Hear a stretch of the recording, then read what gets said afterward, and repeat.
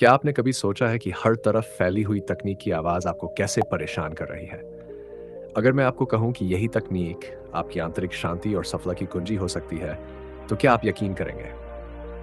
आज की तेज़ रफ्तार दुनिया में तकनीक हमारे चारों ओर फैली है। फ़ोन लगातार बजते रहते हैं, ईमेल आते रहते हैं और सोशल मीडिया हमारा समय खा जाता है।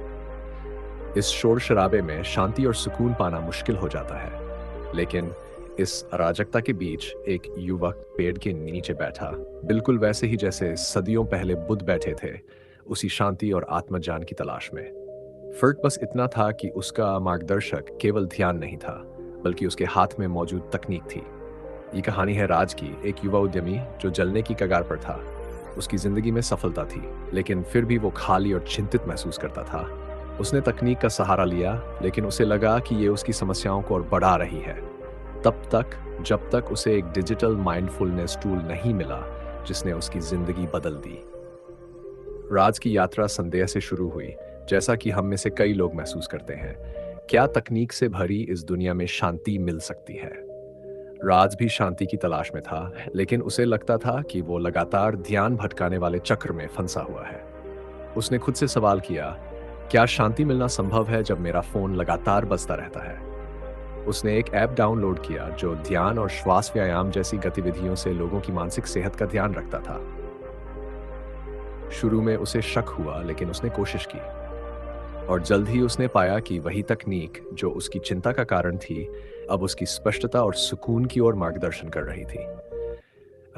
जिस तरह बुद्ध ने मध्यम मार्ग सिखाया, न अत्यधिक विलासिता, न कठोर तपस्या, राज ने भी समझा कि शांति पाने के लिए तकनीक को पूरी तरह से छोड़ना नहीं, बल्कि उसे सही ढंग से इस्तेमाल करना जरूरी है।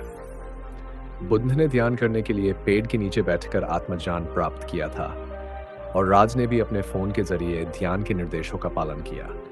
इससे उसे बुद्ध की प्राचीन सीख का मतलब समझ में आया। बाहरी दुनिया हमारी शांति को नियंत्रित नहीं करती, बल्कि हमारी आंतरिक दुनिया करती है। तकनीक बाकी चीजों की तरह एक उपकरण है। समस्या उसकी मौजूदगी में नहीं, बल्कि उसके उपयोग के तरीके में होती है। राज ने तकनीक को सोच समझकर अपने दैनिक जीवन में शामिल किया। ध्यान के लिए रिमाइंडर, आभार व्यक्त करने की डायरी और यहाँ तक कि एआई द्वारा जनरेट की गई स्ट्रेस मैनेजमेंट टिप्स ने उसकी जिंदगी में संतुलन लाया। उसकी सफलता तो बढ़ी, लेकिन उससे भी महत्वपूर्ण बात यह थी कि उसे वो आंतरिक शांति मिली जिसकी वह हमेशा से तलाश कर रहा था। क्या आप जानते हैं कि सिर्फ 10 मिनट रोज माइंडफुलनेस ऐप का उपयोग करने से लोगों में तनाव और चिंता में महत्वपूर्ण कमी आती है? राज की कहानी इसका प्रमाण है। उसने अपनी तकनीकी लत को आत्मविकास के उपकरण में बदल दिया। जैसे जैसे राज और शांत होता गया, उसके दोस्तों ने कुछ अजीब देखा।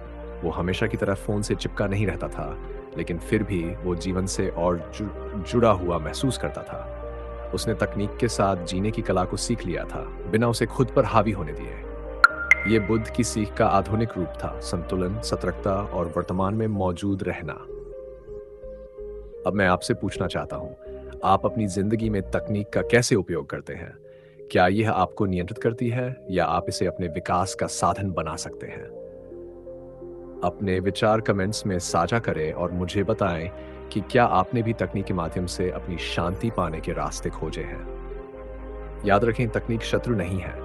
ये हम पर निर्भर करता है कि हम इसका उपयोग कैसे करते हैं। राज की तरह और भी प्रेरणादायक कहानियों के लिए चैनल को सब्सक्राइब करें और अपनी शांति और सफलता की यात्रा जारी रखें।